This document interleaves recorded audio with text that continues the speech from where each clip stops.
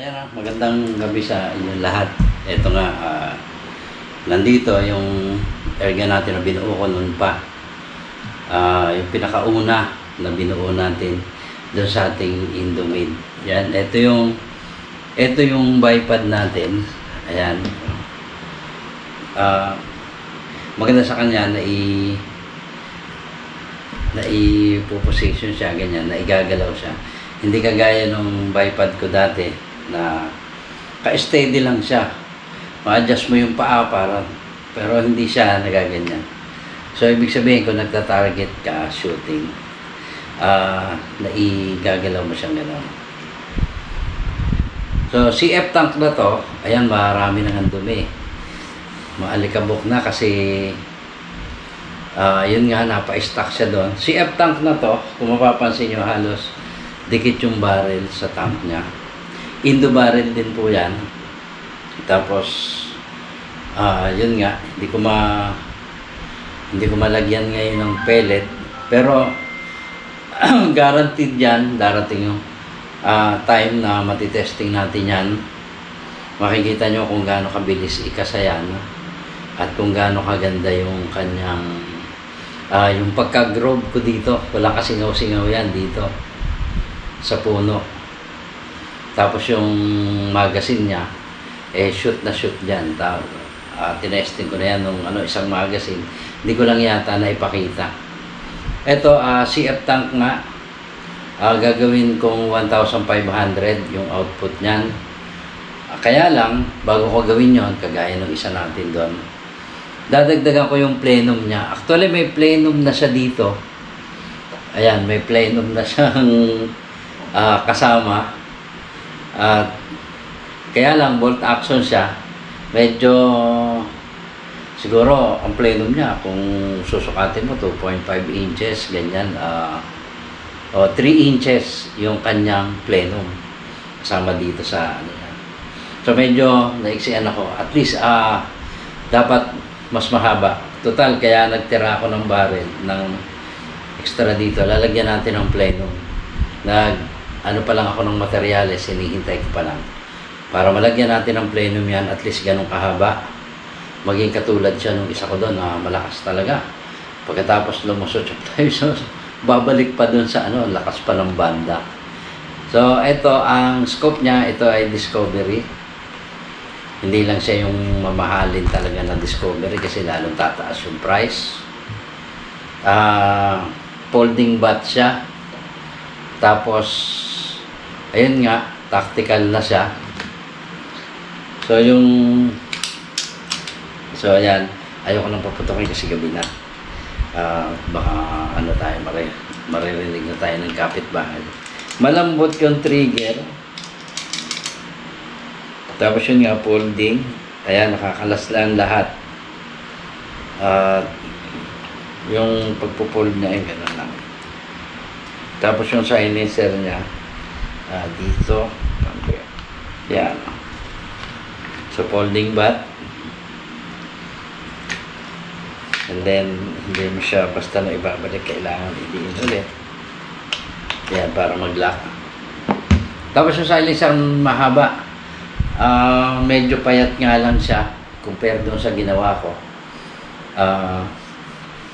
Parang Bushnell made in Indonesia na rin yan eh. Tapos yun nga, meron na siyang rail ng ng bipod yan sa ilalim. Ito siya. Tapos ito yung output gauge niya. Nagawa nila yung ganon. Ganyan lang palang style. Kasi sa akin, nasa ilalim din. Ayan, yung ginawa niya, halos nakakita na ako nito, made in Philippines na ganito. Yan, ganun yung ginamit niya. Madali lang pala gawin, ganito lang pala gagawin ko. Para malagyan ko yung isa, yung sa akin, ng rail din ng bat. Ayan, ng bipod. Yan, nagaganon siya. Doon siya, Discovery yung scope niya. Yun nga lang, hindi siya yung talagang mamahalin na Discovery. Nasa price din naman. Panoorin nyo yung video natin. So dito, dalawang mount meron. Isa nga yun dito isa yun dito para sa kanyang folding, and then yung folding to dito sa ating adjuster. Yan yung tube natin. Medyo nga lang may kaunti siyang play dahil yan dito sa folding, pero naaalis naman yan kasi kailangan lang magkalang doon. Hindi ko pala ito na-lock, pero wala naman siyang problema dito. Ito lang talaga sa folding. Napansin nga nung iba, may konti siyang kalog. Ito po yung bago talaga. Lalagyan lang dito ng lalagyan lang ng sapin dito. Tapos ito, titingnan ko kung mapapaliit ko pa yung butas para dito sa kanyang folding, para hindi siya talaga nagalaw. Yung ganun, yung ipit na ipit siya. Medyo gaganit lang siya ng konti. Tapos ito, detachable yan. Yung mount ng scope na yan. Ito,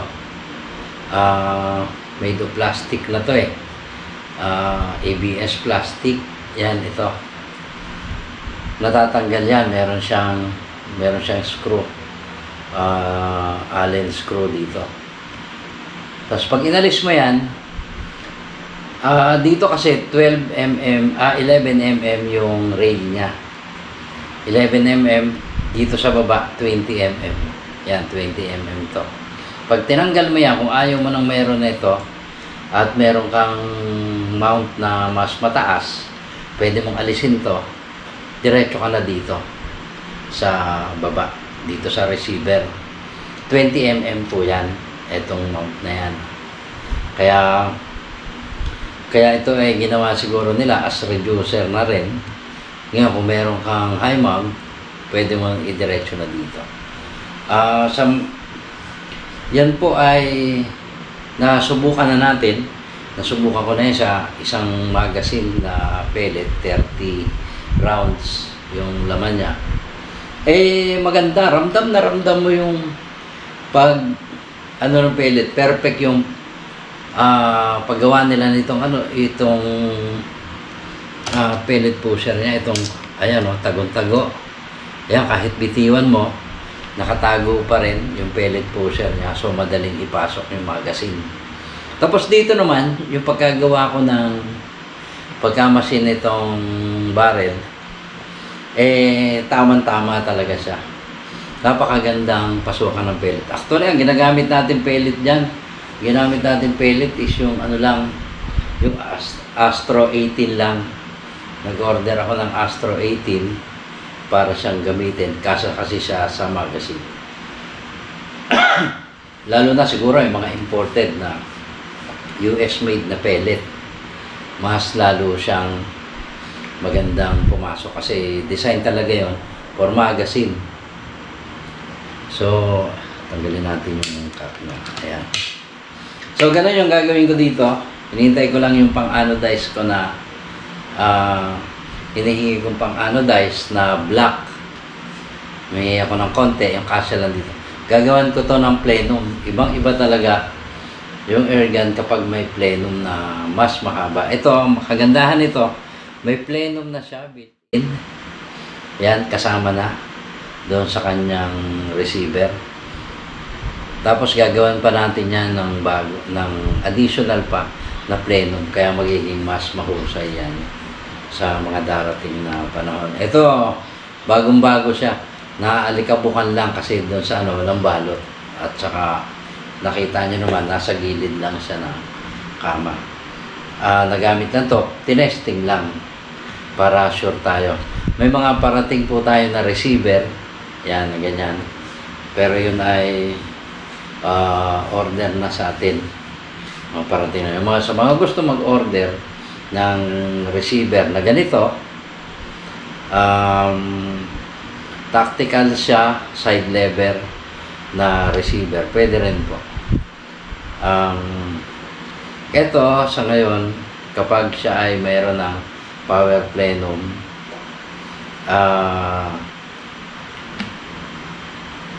35 na asul daw yung price, kasama na yan lahat. Ito, maaaring depende sa gustong kulay. Ayun, kaya po ganon yung ano niya is kasi CF tank na siya. May scope na Discovery. Tapos may halos kumpleto na siya ng accessory. Andyan na rin yung bipod. Talagang as in, ano, may silencer na siya. At tapos, kasama na dyan, magkakaroon pa yan ng power plenum pa. So yun, ang ano lang natin dyan, pwedeng kasama na rin yung magazine niya. So yun po yung may ano ko. Yung barrel niya, pure steel, Indo-made. Ang ganda po ng ano yan, ng groove niyan. Talagang hindi ko pa lang pag ano to, dadaling ko to ng bukid para ma-testing natin sa long range. Kapag may power plenum na, ayan naman po ay lalagyan ko kaagad. Kapag may power plenum na siya, dadaling ko sa bukid para ma-testing long range. I-adjust ko na rin yung regulator niya sa 1,500. So, doon, sa 1.8 kasi pang 0.25 na yon na gamit. So, hanggang dito na lang. At yung ating mga receiver, yung ganito, PM nyo po ako kung merong may gusto. At pwede po naman natin na ibigay yung gusto magpa-assemble, pwede na welcome kayo sa akin. Magpa-assemble nito, kung anong barrel yung gusto nyo, anong tank yung gusto nyo, basta yun pong ano dyan is by ano lang tayo, pero ano lang naman yung labor natin dyan sa ano tayo, kasi sa repair naman tayo nagpo-focus, at saka doon sa mga conversion dito sa paggawa nung sariling receiver. Siguro po yun, magiging later on, magiging ano siya, magiging yun yung budget meal na natin. Kaya lang yung madalang yun, kung kailan lang ako makagawa nun, saka lang ano, katulad nung sa akin yung sa taas, hindi lang po ako gagawa ng ganitong side lever kasi medyo makalikot po talaga yan. Kailangan, ilang beses na ako gumawa niyan nung una pa, kaya minsan na nagka-problema ako noon sa maayos yung pagkagawa buong receiver. Ang problema ko doon, dito ako nagka-problema sa pagmasin nitong barrel. Dito natutupi yung ano, yung pellet, yung ganyan, kasi nga hindi ko alam, kabisado yung mga talim na kailangan kong gamitin. Kaya minsan yung iba fabrication yung ginagawa ko. Kaya yun, nagka-problema tayo doon. Pero sa ngayon, so okay na naman, at talagang kumbaga kabisado na natin yung paggawa. At yun nga, ngayon, ganun yung ginagawa natin. Kaya masusunod kung ano yung tank na gusto nyo, kung ano yung barrel na gusto nyo, kung anong gusto nyo ilagay dito, kung anong gusto nyo doon sa mga gustong mag-assemble, magpa-assemble, kung anong ilalagay dito na handle o grip, yan, yun po yan, basta yung receiver, ayan, buo na yung receiver, nandiyan na. Ngayon, ito nga po ay 35,000 itong price nito. Ayan na siya, CF tank, may scope na siya, Discovery, and then yan, kompleto na siya, may magazine na kasama, may silencer na rin. Tahimik po yung silencer na yan kasi dyan ko rin kinopya yung bago ko na silencer. Ang ganda, tahimik, hindi masyadong pag nasa field ka sa labas, sa open air, hindi mo na maririnig yung putok niya. Ang maririnig mo na lang yung pag-impact, yung impact ng pellet doon sa target. So hanggang dito na lang po. Maraming salamat sa inyong lahat. PM nyo lang ako doon sa may mga gusto at yung mga gusto magpa-assemble.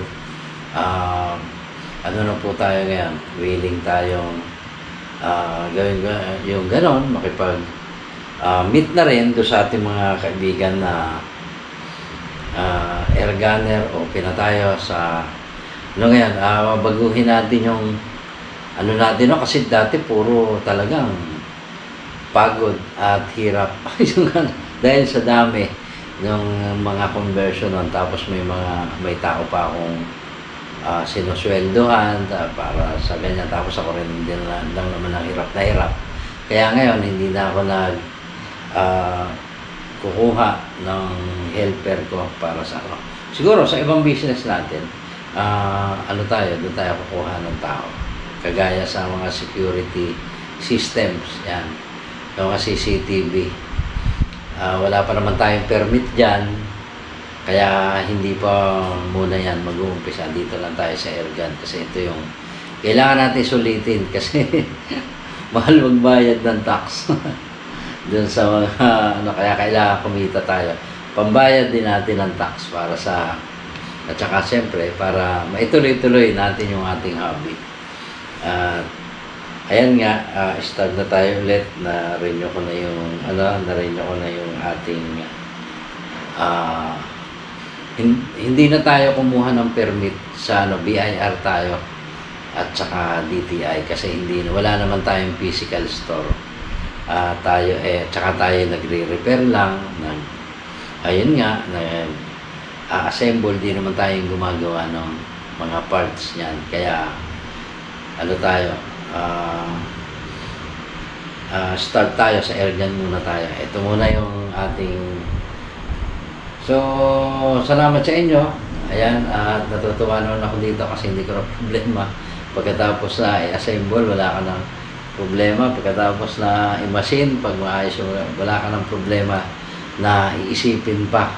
Kahit i-stack mo siya na matagal, hindi na babawasan yung hangin.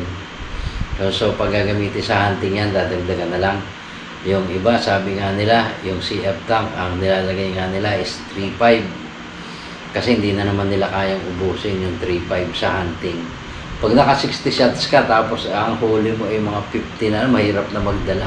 Ang bigat-bigat na. So, hanggang dito na lang po at maraming salamat.